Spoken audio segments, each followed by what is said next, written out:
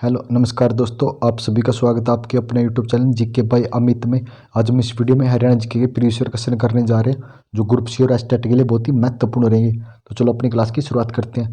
हरियाणा के मैदानी भाग में अधिकांश किस प्रकार की मिट्टी पाई जाती है? तो मैदानी भाग में पीले भूरे रंग की उपजाऊ मिट्टी पाई जाती है। हरियाणा के राष्ट्रीय खिलाड़ी बलवंत सागवान किस खेल से संबंधित है? तो बलवंत सागवान का संबंध वॉलीबॉल से है। कांच बालू राज्य में किस जिले में पाया जाता है? तो कांच बालू गुड़गांव जिले में पाया जाता है। सिर्फ ईंटों का अनूठा प्राचीन शिव मंदिर किस स्थान पर स्थित है? तो शिव मंदिर कहाँ पे है? किलियात कैथल में है। हरियाणा में आर्य समाज की बागडोर किसने संभाली थी? तो हरियाणा में आर्य समाज की बागडोर लाला लाजपत राय ने संभाली थी। 1886 में अम्बाड़ा में किसने कांग्रेस की शाखा स्थापित की? तो कांग्रेस की शाखा लाला मुरारदास ने स्थापित की। तरावड़ी के प्रथम युद्ध में निम्न में से कौन पराजित हुआ? तो कौन पराजित हुआ था प्रथम युद्ध में? मोहम्मद गौरी पराजित हुए थे। शेख तेब का गुम्बद कहाँ स्थित है? तो शेख तेब का गुम्बद कैथल जिले में स्थित है। लोक संपर्क विभाग कौन सी पत्रिका प्रकाशित करता है? तो लोक संपर्क विभाग हरियाणा संवाद पत्रिका प्रकाशित करता है।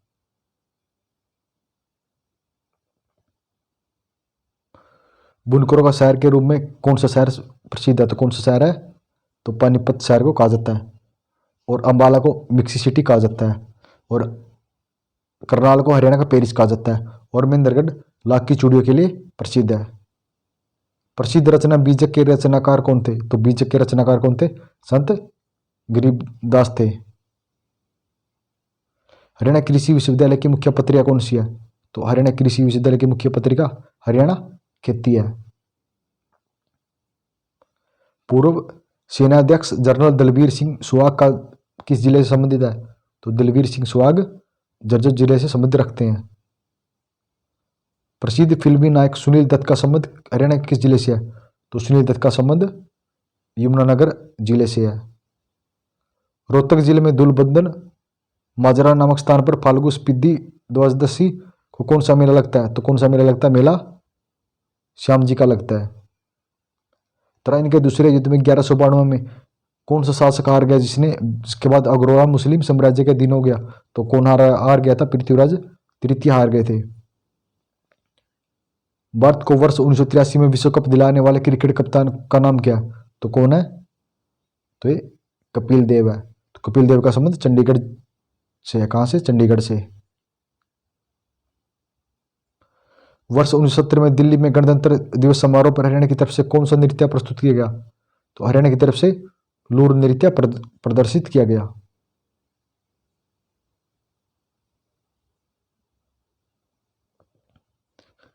निम्न में से कौन मुलाना के समीप मारकंडा नदी में मिलती है?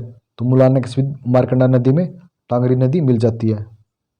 फतेहाबाद की स्थापना किसने की? तो फतेहाबाद की स्थापना फिरोज शाह तुगलक ने की। कब की थी?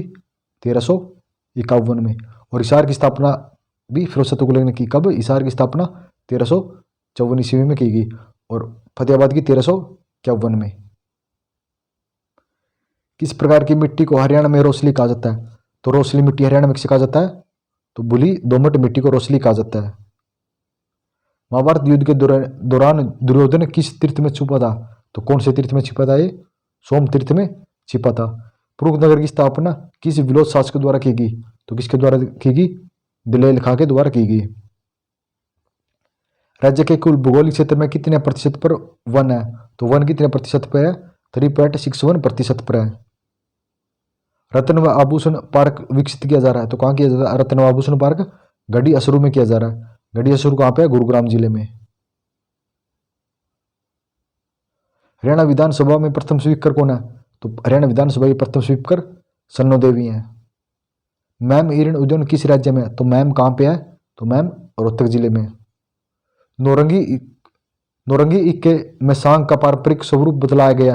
यह किसकी रचना है? यह किसकी रचना? महाकवि श्याम मलिक की रचना है। महाकवि श्याम मलिक की रचना है।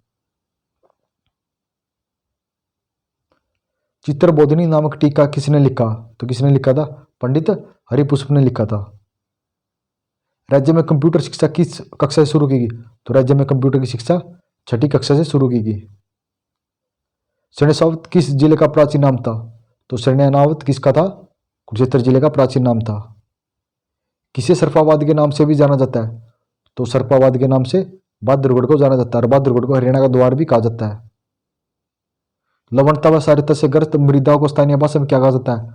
तो इसे स्थानीय भाषा में ले व कलर कहा जाता है। ऑप्शन नंबर सी, ए व दोनों कहा जाता है। प्रदेश का थानेश्वर नामक नगर किस प्रसिद्ध राजा की राजधानी था? तो थानेसर हर्षवर्धन की राजधानी था। हरियाणा में साल के पेड़ किस क्षेत्र में पाए जाते हैं? तो साल के पेड़ अंबाला जिले में पाए जाते हैं। इनमें से कौन सा नृत्य वीर रस प्रधान है? तो वीर रस सांग नृत्य और डफ नृत्य दोनों वीर रस प्रधान है। गणगौर है एक, तो गणगौर क्या है? एक हरियाणा का एक महोत्सव है। क्या एक हरियाणा का एक महोत्सव है? गणगौर क्या है? एक हरियाणा का एक महोत्सव है।